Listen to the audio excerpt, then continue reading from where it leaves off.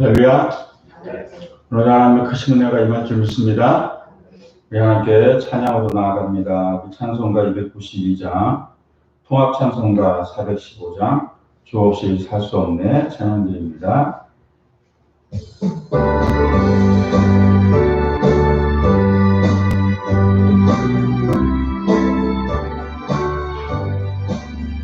주 없이 살 수 없네 죄인의 구주여, 그 귀한 몸의 피로 날 구속하소서. 구주의 사랑으로 흘리신 보혈이 내 소망 나의 위로 내 영광 됩니다. 주 없이 살 수 없네 나 혼자 못 서리. 힘없고 부족하며 지혜도 없도다. 내 주는 나의 생명 또 나의 힘이라. 주님을 의지하며 지혜를 얻으리. 주 없이 살 수 없네 내 주는 아신다. 내 영의 깊은 강물 가운데 소망을 주밖에 나의 마음 위하여주리요. 내 마음 위로하사 영원케 하시네.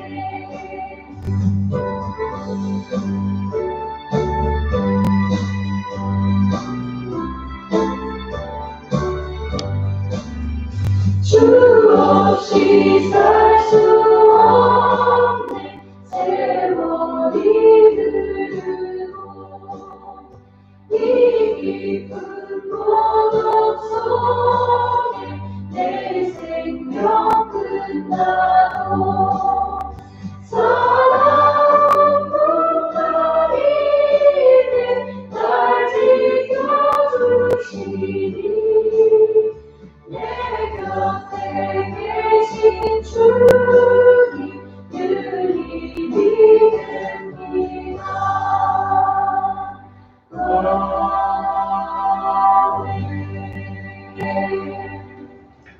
사도신경으로 신앙 고백을 드립니다.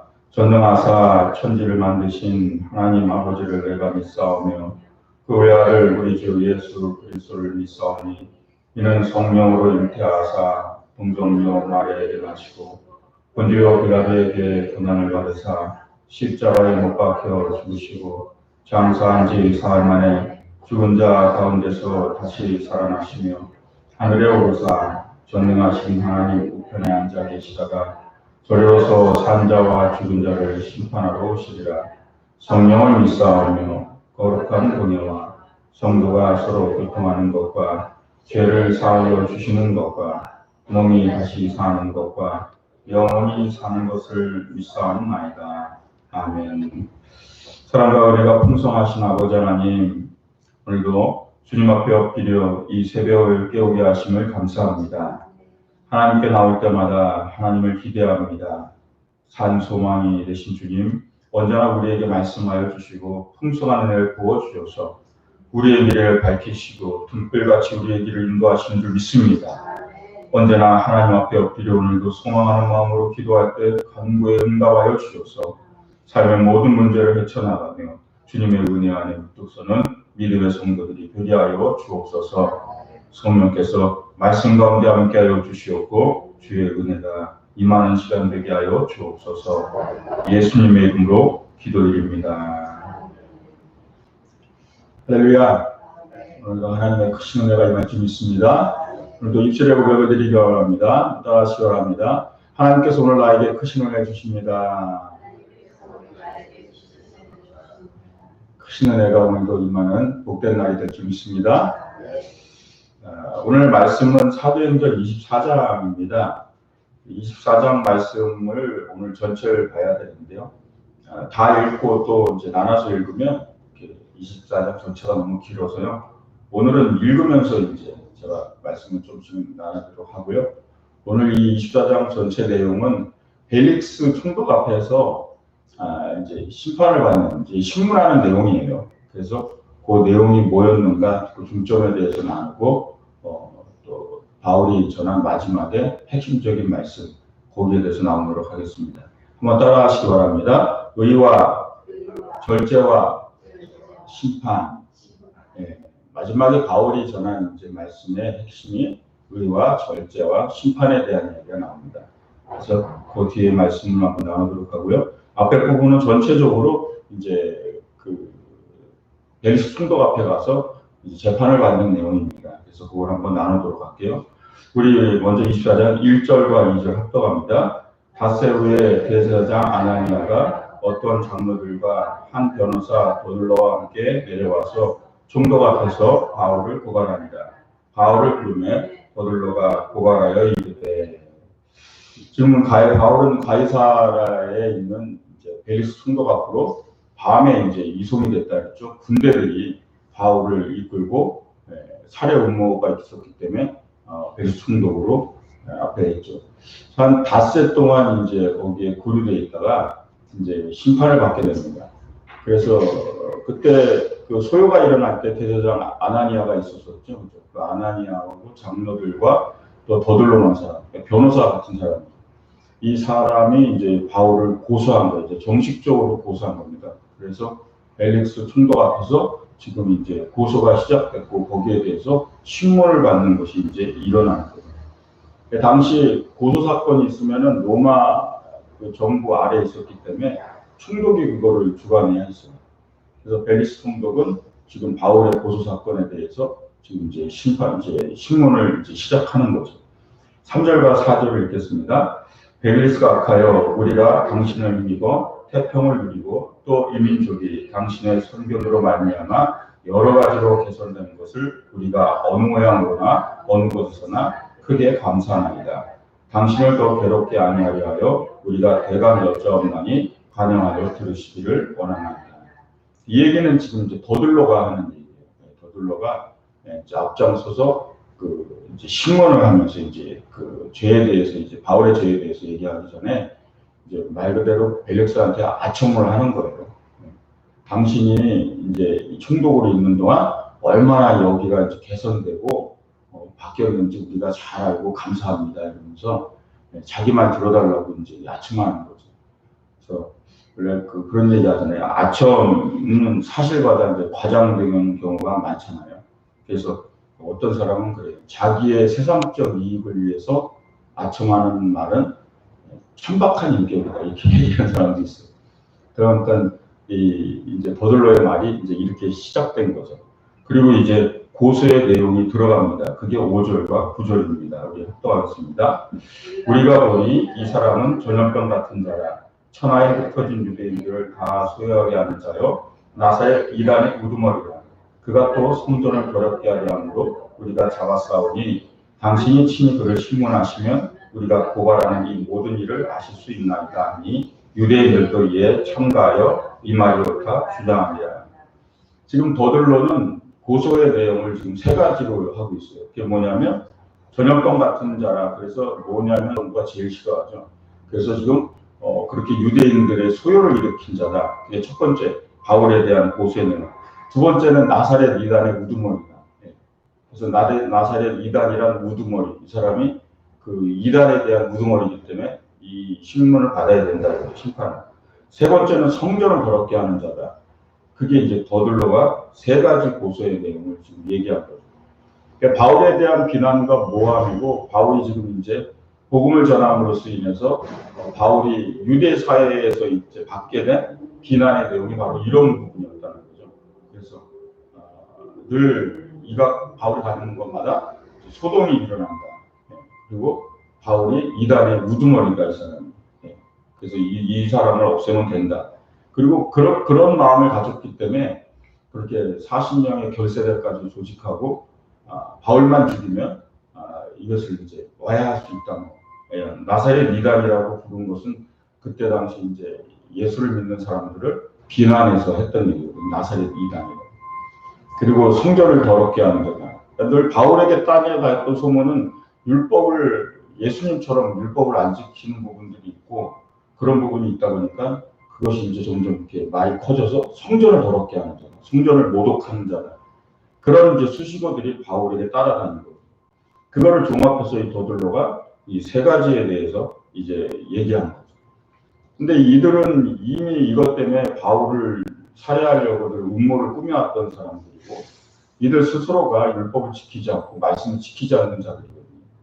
근데 어쨌든 지금 로마인인 바울의 신분 때문에 그냥 살해하려고 했지만 그것도 안 되니까 이제 재판에 서서 이들이 이 세 가지를 가지고 이제 바울을 심판하려고 했던 거죠. 이게 고발의 내용인 거예요.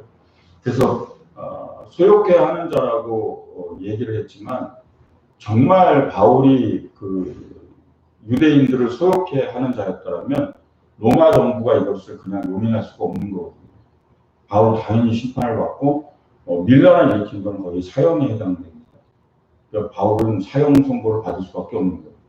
근데 바울이 밀란을 일으킨 적이 없으니까 유대인을 소욕한 적이 없으니까 그러니까 이것은 원래 제목이 안 되는 거죠. 그리고 이들이 나사렛 이단이라고 얘기하고 그가 왜 우두머리라 얘기하지만 이들이 이제 더들로가 이 얘기를 한 것은 이 이단들은 그 로마 정부에 대해서 이단의 우두머리들은 위험인물로 원래 부업되어 있거든요. 그러니까 바울이 정치적, 종교적으로 위험인물이다 이렇게 지금 이제 로마 정부에다 알리려고 하는 의도를 갖고 있는 거죠. 근데 이들이 말하는 이단은 이거거든요. 율법의 의를 믿는 사람들이에요. 율법으로 말미암아 뭐요? 의롭게 된다고. 그래서 하나님 말씀 다 지키고 그들의 전통을 지켜서 율법으로 말미암아 의롭게 된다. 그런데 바울은 뭐죠? 믿음으로 말미암아 의롭게 된다. 그러니까 이게 서로 부딪히는 거예요. 이 복음의 핵심이. 그러니까 이단의 내용이 아닌 거죠. 서로 이 율법에 의해 믿음으로 이를 주장하는 것에 있어서 부딪히는 부분이죠. 그 세 번째 성전을 더럽게 한다라는 것은 바울이 또 유대인의 결례에 따라서 나시린의 그 결례를 함께 성전에서 행하고 있었잖아요. 성전을 더럽게 하는 자가 아니라 전 말씀을 다 준수하는 자이기 때문에 그래서 유대인들은 그것을 받아들였었잖아요. 그래서 소동이 일어나지 않았거든요. 그러니까 결국 더들로가 고발한 이 모든 내용은 이게 그 벨리스 총독의 마음을 움직일 수가 없었던 거죠. 어느 하나 이게 정말 제목으로 정해질 수 없었던 일들이 이제 일어나는 거예요. 10절에서 13절을 보면요. 합독합니다. 총독이 바울에게 머리로 표시하여 말하라 하니 그가 대답하되 당신이 여러 해 전부터 이 민족의 재판장이 된 것을 내가 알고 내 사건에 대하여 기꺼이 변명하나이다. 당신이 아실 수 있는 바와 같이 내가 예루살렘에 예배하러 올라간 지 열 이틀밖에 안 되었고 그들은 내가 성전에서 누구와 변론하는 것이나 회당 또는 시중에서 우리를 소동하게 하는 것을 보지 못하였으니 이제 나를 고발하는 모든 일에 대하여 그들이 능히 당신 앞에 내세울 것이 없나이다. 지금부터는 바울의 변론이 들어가는 거예요. 그러니까 더들로가 세 가지로 고소를 했고 고발을 했고 바울 보고 이제 벨리스가 그럼 네가 이제 변론을 해봐라 했더니 변론을 하는데 바울이 얘기하는 거예요.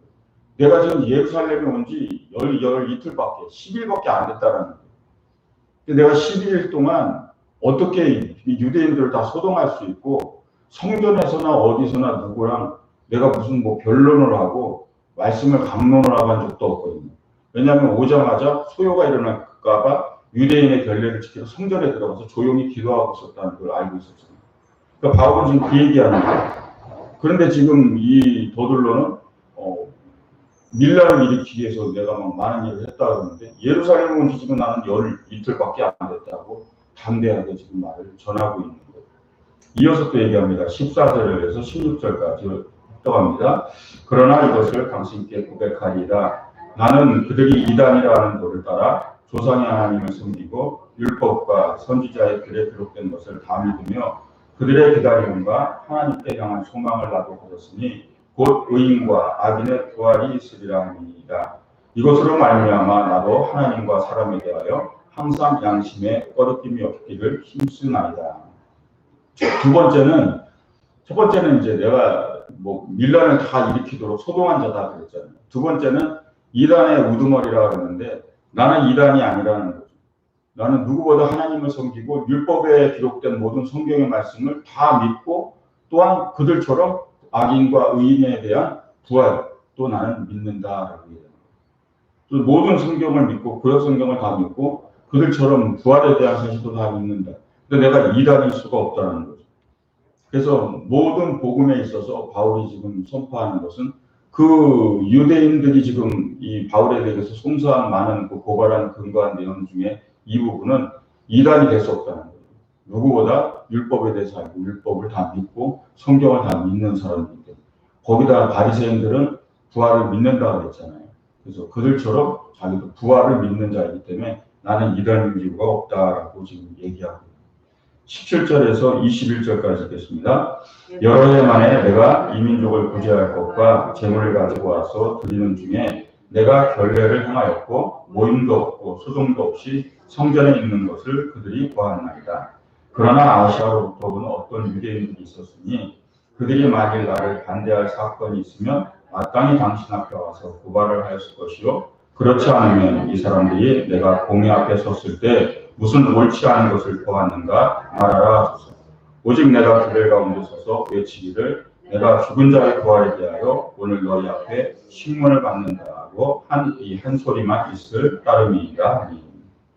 지금 바울이 얘기하는 거죠. 이제 세 번째 얘기를 하는 거죠. 성전을 더럽힌다. 아까 얘기했듯이 내가 이제 여기서 여러 해 만에 민족을 구제한 예물을 갖고 왔다 그랬잖아요. 그래서 그때 예루살렘에 가난한 자들을 돕기 위해서 구제금을 들고 왔다 그랬잖아요.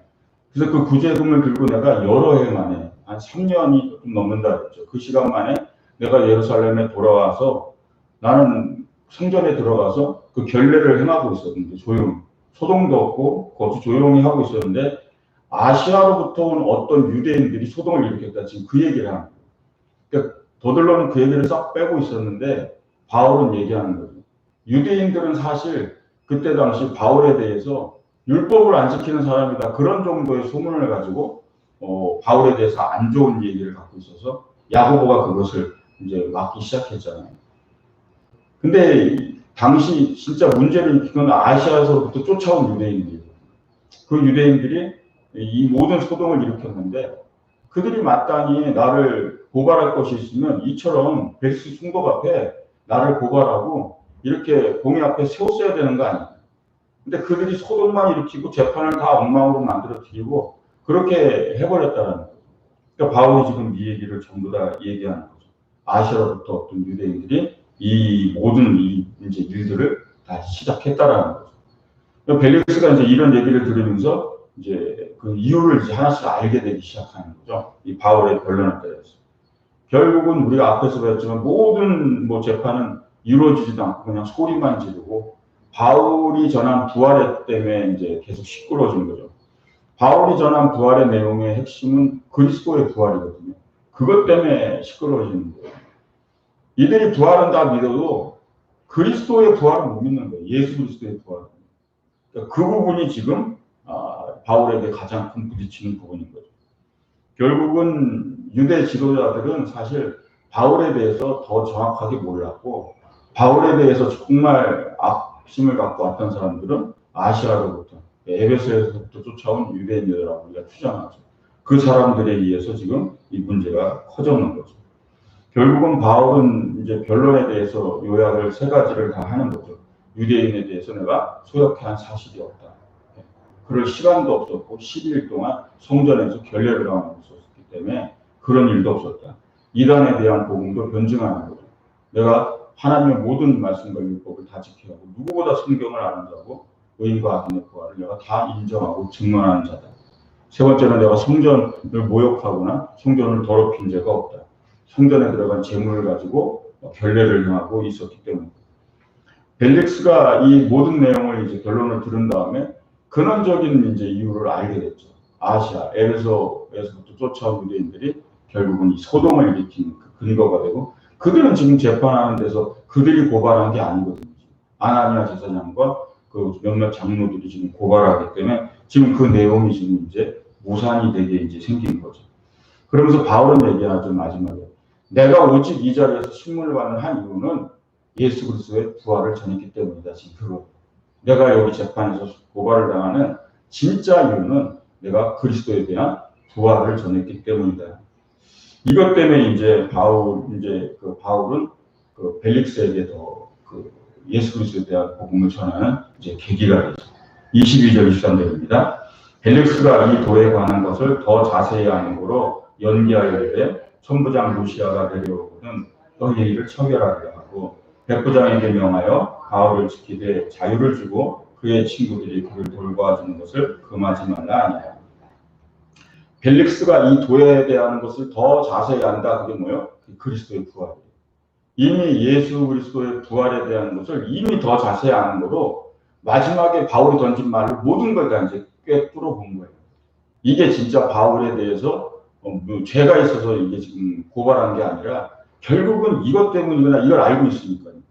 그러니까 이거는 바울을 심판할 근거가 되지 않으니까 그냥 거기서 바로 이제 연기시켜버린 거죠. 그래서 내가 나중에 이 일을 처결하리라 하고서 바울에게 이 죄에 대한 내용이 정확하지 않기 때문에 자유를 주고 친구들이 와서 돌보거나 그런 부금이 돼 있어도 굉장히 자유롭고 편안하게 그렇게 이제 바울을 이제 부금하게 되죠. 구려하게 되죠. 결국 하나님의 또 도우심 가운데 바울은 가이사랴에서는 비교적 편안한 그런 감옥 생활이라 하지만 편안한 시간을 좀 보내게 되죠. 그러다가 이제 그 벨릭스가 찾아오죠. 24절, 25절입니다. 수일 후에 벨릭스가 그의 아내 유대 여자 드루실라와 함께 와서 바울을 불러 그리스도 예수를 믿는 도를 듣거늘 바울이 의와 절제와 장차 오는 심판을 강론하니 벨릭스가 두려워하여 대답하되 지금은 가라. 내가 틈이 있으면 너를 부리리라 하고. 지금 벨릭스가 아내가 유대 여자거든요. 드루실라요. 이 드루실라는 누구냐면 사도행전 왜 처음 시작돼 야고보를 처형한 헤롯 왕이 있죠. 그게 헤롯 아그리파 1세예요. 그 헤롯 아그리파 1세의 둘째 딸이 드루실라예요. 그래서 그 둘째 딸과 이 벨릭스 총독이 이제 부부인 거죠. 그래서 이 부분에 관심이 아마 아내가 있었던 것 같아요. 그래서 부부가 같이 와서 예수 그리스도에 대한 도를 좀 자세히 얘기해봐라 그랬더니 바울이 뭘 선포했냐면 의와 절제와 심판에 대한 걸 강조합니다.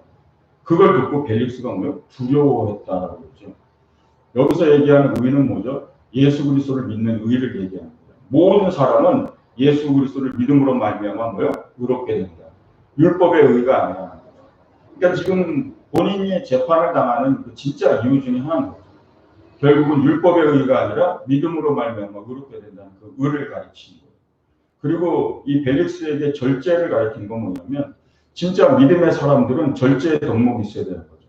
세상의 쾌락과 세상의 많은 욕심과 정욕과 그런 것이 있을지 모르지만 그것을 절제하며 살아야 된다.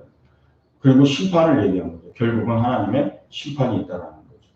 그리고 그 심판 때는 의인과 악인이 영원한 형벌과 영원한 하나님의 영원한 생명에 이어지는 그 마지막 심판까지 선포하는 거죠.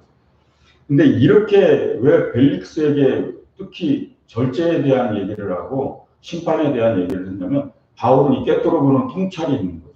그 뒤에 나온 게 벨릭스가 바울을 찾아와서 그 복음을 들으러 온 것은 그 복음을 듣고자 하는 그 본질적인 의도가 아니었어요. 그 뒤에 나옵니다. 26절, 27절 있습니다. 동시에 또 바울에게서 돈을 받을까 바라는 거로 더 자주 불러 같이 이야기합니다. 이태가 지난 후 보르기오 베스토가 벨릭스의 소임을 이어받으니 벨릭스가 유대인의 마음을 얻고자 하여 바울을 구리하여 들리라. 아까 얘기했죠. 바울이 그 재판할 때 내가 이 예루살렘의 가난한 자들을 구제하기 위해서 물질을 들고 왔다 그러잖아요. 그러니까 벨릭스가 그 얘기를 듣고 돈을 갖고 있는 돈이 많은 걸 바울이 돈이 많이 갖고 있는 걸 알고 바울의 도에게 돈을 받을까 해서 계속 부른 거예요. 그래서 뇌물을 받고자 해서. 그러니까 바울이 풀려날 수도 있었어요. 그 돈 일부를 가지고 벨릭스에게 조금만 뇌물을 줬어도 이 벨릭스는 풀어주고도 나와요. 죄가 없다 그러고 풀어주면, 왜냐면 죄가 없으니까. 근데 벨릭스는 계속 잡아두는 거예요. 어떻게, 그리고 또 부르고, 세상 사람 말고 간 본다 그러잖아요. 그래서 언제쯤 돈을 줄까 하고서 계속 불러서, 복음은 듣지 않고. 그러니까 의와 절제와 심판을 얘기하는 거죠. 그리고 바로 두려워하면서도, 복음을 들 때마다 두려워하면서도 자기 속에는 계속 돈에 대한 욕심이 있고 뇌물에 대한 마음이 있으니까 바울을 계속 잡아두는 거죠. 그러니까 이 시간이 계속 지나다가 총독이 바뀝니다. 베스도로 총독이 바뀌면서 이제 바울에게 또 이제 변화가 일어나기 시작하는 거죠. 오늘 24장의 내용이 전체적으로 이제 많은데 그것을 이렇게 나눠서 하기에는 말씀의 어떤 핵심적인 것은 그렇게 많지 않아서 오늘 전체를 보면서 재판에 대한 내용을 얘기하고 의와 절제와 심판에 대한 얘기를 했어요. 바울은 그 와중에서도 복음을 전하고 총독에게도 기회를 줬던 거죠. 그래서 진짜 하나님의 심판이 있음을 선포하고 특히 절제에 대한 것을 그에게 선포한 것은 그에게 있는 욕심과 세상적 쾌락과 세상적인 젖어있는 탐욕을 받기 때문인 거예요. 그래서 특별히 거기에 대한 말씀을 전하고 하나님의 의, 그 복음을 또 전하는 이 바울의 모습을 보게 됩니다. 우리 역시 이 신앙과 믿음의 삶을 살면서 하나님의 의를 우리가 추구해야 되는지 믿으시기 바랍니다. 인간의 의가 아니고 율법의 의가 아니고 하나님의 의. 우리는 주님 아니면 의로워질 수가 없습니다. 어느 누구든. 그 주님을 믿음으로 말미암아 의롭게 된 걸 믿으시기 바랍니다. 그리고 오늘 벨릭스에게 전했던 것처럼 절제에 대한 것이 우리는 절제에 대한 그 깊이를 깨달아야 돼요. 신앙생활은 절제라는 것을 사실 뗄 수가 없어요. 예배를 드리기 위해서는 절제를 해야 됩니다. 새벽 예배 드리기 위해서는 절제를 해야 돼요. 모든 것이 그래요. 헌신을 하기 위하면 절제를 해야 돼요. 하나님 나라에 가까이 가려면 세상에서 또 우리는 절제해야 돼요. 그러니까 절제하지 않으면 하나님께 더 가까이 갈 수 없습니다. 그게 복음의 핵심인 줄 믿으시기 바랍니다. 그리고 심판이요. 심판은 반드시 있어요. 하나님의 심판을 바라보며 우리가 사는 거거든요. 그리고 결국은 하나님 믿는 자에게 그 심판은 영광의 심판이고 영원한 생명에 가려드는 또 생명의 멸류관을 받는 그런 축복의 자리인 걸 믿으시기 바랍니다. 그 심판을 믿으며 하나님께 나아가는 거죠. 결국은 벨릭스는 인간적인 때를 걷지 못해서 바울을 계속 불의했던 이유는 두 가지예요. 뇌물을 받거나 아니면 유대인들의 마음을 얻고자 그냥 가둬둔 거예요. 풀어주면 또 유대인들이 뭐야? 또 난리를 치니까 또 고소하고 또 뭐 이럴 테니까. 그러니까 그냥 가둬두고요. 그리고 언제나 돈 주려나 이러고 있는 거예요. 이게 바로 인간, 이건 정의가 아닌 거죠. 벨릭스는 정의를 내려야 되는 자리에 있는 사람이에요. 그래서 총독의 자리에 있는 거예요. 그래서 죄를, 가부를 결정하고 죄에 대한 걸 심판해야 되는 게 그의 뭐요? 직임인 거예요. 직무유기를 하고 있는 거예요. 완전히 직무유기를 하고 그것 때문에 바울은 지금 가이사랴에 계속 구주를 당하고 있었던 거예요. 우리가 오늘 말씀을 기억하시면서 바울의 담대함을 보며 또 바울을 지키신 하나님의 손길을 보며 우리가 의와 절제와 심판에 대한 복음을 다시 한번 마음에 새기는 복된 시간 되시길 주의 이름으로 축원드립니다. 기도하겠습니다. 사랑과 은혜가 풍성하신 아버지 하나님, 하나님의 은혜에 감사하고 또 감사합니다. 아버지 하나님, 우리가 이 땅에 살면서 우리는 삶의 모든 부분에 하나님의 의가 세워져야 됨을 깨닫게 하여 주시옵소서. 인간은 스스로 의롭게 될 수 없음을 고백합니다. 늘 믿음으로 말미암은 의를 바라보게 도와주시옵고 진정한 자신의 죄성과 세상의 악과 싸워 이기기 위한 절제를 우리가 더욱더 세워가게 하여 주시옵소서. 아버지 하나님, 심판은 있는 줄 믿습니다. 모든 사람이 기억해야 될 것이 심판입니다. 하나님의 심판을 바라보며 승리의 그날을 바라보며 주님께 충성하는 믿음의 그리스도인들이 되게 하여 주옵소서. 예수님의 이름으로 기도드립니다. 다 같이 주기도문으로 예배를 마칩니다. 하늘에 계신 우리 아버지여, 이름이 거룩히 여김을 받으시오며 나라가 임하시오며 뜻이 하늘에서 이루어진 것 같이 땅에서도 이루어지이다. 오늘 우리에게 영원한 양식을 주시옵고 우리가 우리에게 죄진 자를 사해 준 것 같이 우리의 죄를 사하여 주시옵고 우리를 시험에 들게 하지 마시옵고 다만 악에서 구하시옵소서. 나라와 권세와 영광이 아버지께 영원히 있사옵나이다. 아멘. 할렐루야. 함께 감사와 영광을 올려드리겠습니다. 할렐루야. 언제나 예배를 받으신 하나님은 또 찬양과 영광을 받으시는 줄 믿습니다. 오늘도 기도할 때 주님의 풍성한 은혜가 임할 줄 믿습니다. 하나님 앞에 복된 하루를 달라고, 동행하는 하루를 달라고, 성령께서 역사하시는 은혜로운 날을 달라고 우리 주님의 성을 부르고 기도하겠습니다. 주여, 주여, 주여. 오 할렐루야, 할렐루야. 살아 역사하사 함께 하신 아버지 하나님, 하나님의 은혜가 오늘도 우리 가운데 임하기 원합니다. 성령이여, 성령이여, 성령이여 임하사 주님 안에서 밝은 미래를 보게 하소서. 하나님의 은혜 안에서 미래를 보기 원합니다. 기도하며 구하며 엎드리며 주님을 봅니다. 예수의 보혈로, 예수의 보혈로 흘리신 보혈의 은혜가 언제나 우리 안에 있습니다. 성령이여, 성령이여, 성령이여, 성령이여 임하여 주셔서 아버지 하나님, 주님 신문을 받는 바울의 모습을 보며 바울의 담대함을 배워가기 원합니다. 주여 성령의 그 큰 은혜가 오늘도 우리 가슴 속에 임하기 원합니다. 주의 능력으로, 성령의 능력으로 붙들어 주셔서 오늘 가운데 하나님 주님 안에 깊은 은혜를 경험케 하여 주시옵소서. 오 예수의 보혈로, 예수의 보혈로, 예수의 보혈로 보혈의 은혜가 온 영혼 속에 넘치라. 억울한 아버지 하나님 비난과 모함을 받는 바울, 그러나 아버지 하나님 하나님 앞에 믿음으로 담대하옵소서. 하나님께 또 나아가며 믿음으로 나아가며 엎드리며 또 주님께 나아갑니다. 들으시고 역사하시는 하나님의 은혜, 그 놀라운 은혜가 온 영혼 속에 임하게 하여 주시옵소서. 오라카요 구스카라레 성령의 불러 놀라우신 아버지 하나님, 하나님의 역사가 아버지 하나님을 이 마음속에 임하게 하여 주시옵소서. 우리가 세상 가운데 사는 아버지 하나님의 의를 믿으며 우리가 절제와 심판을 믿으며 주님 앞에 서야 됨을 알기 원합니다. 오 성령이여, 성령이여, 성령이 율법으로 말미암은 의가 아닙니다. 믿음으로 말미암아 그렇게 되었습니다. 예수 그리스도의 부활을 믿으며 예수 그리스도의 계속을 믿으며 예수 그리스도의 십자가의 능력을 믿습니다. 주님, 그로 말미암아 제사함 받은 믿음으로 말미암아 의롭게 되는 하나님의 그 의를 믿는 자, 아버지 스스로 우리는 의롭게 될 수 없는 자를 오늘도 고백합니다. 그러나 아버지 사람들은 의를 말합니다. 내가 율법을 지킴으로 내가 의롭게 될 수 있다. 아버지 하나님 엎드려 기도하며 주님 앞에 우리가 죄인일 수밖에 없음을 고백하며 주님의 의로움이, 주님이 나를 의롭게 하시니 얼마나 위대한 일이며 얼마나 감사한 일인가를 가슴이 있습니다. 아버지 나를 의인 삼아 주신 하나님께 영광을 돌리며 주님께 나아가게 하여 주시옵소서. 성령이여, 성령이여, 성령이여, 하나님의 나라를 위해서 우리는 절제해야 합니다.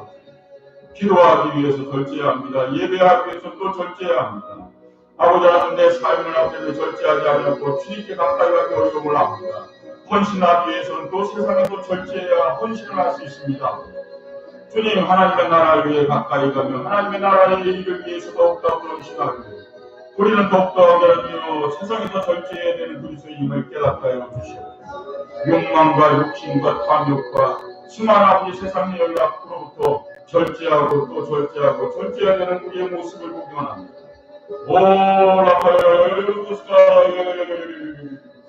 아버지 하나님, 하나님의 은혜가 온 영혼 속에 임하지 않습니다. 심판을 믿으라. 아버지 하나님, 심판이 없다 생각합니다. 그리스도의 심판이 있습니다. 주님, 오른 양의 아버지 하나님, 주님의 양은 왼편에 용서들이 있다 했습니다. 주님께서 아버지 하나님 양과 용서를 나누는 날이 있습니다. 하나님의 백성과 하나님의 백성이 아닌 자들을 나누는 자가 있습니다. 그 자리를 기억하기 원합니다. 주님, 영원한 즐거움에 참여하며 착각과 충성된 주기라 인정받습니다. 하나님께 아버지 하나님 영광스러운 아버지 하나님 영원한 천국, 영원한 생명의 은혜를 받는 그 심판을 보게 하여 주옵소서. 그러나 아버지 그 심판은 누군가에게 두려움의 자리가 됩니다. 영원한 형벌로 가는 아버지 하나님, 주님이 너를 도무지 알지 못한다. 슬피 울며 입에 갈미 있으리라 하시나. 주님, 우리가 하나님께 엎드려 기도하며 바울이 전한 복음이 아버지 하나님 얼마나 큰 은혜를 주는가를 기억하죠. 마지막에 심판을 바라보며 아버지 하나님 감옥에 갇혀서도 복음을 전하던 바울의 모습을 보며 끝까지 주의 복음 앞에 서는 믿음의 성도들이 되게 하여 주옵소서. 오늘도 엎드립니다. 아버지, 세상에서 우리가 어떤 아버지 하나님의 어려움과 고발과 신문을 당할지라도 아버지 하나님, 세상의 아버지 비판과 세상의 모든 모략과 또 모함과 그런 어려움이 있을지라도 우리 믿음의 사람들은 담대히 주님을 바라보며 주님의 심판을 바라보며 주님 담대히 소리하여 주시옵소서. 세상의 심판자가 아닌 진정한 나의 심판자 그리스도를 바라보게 하여 주시옵소서.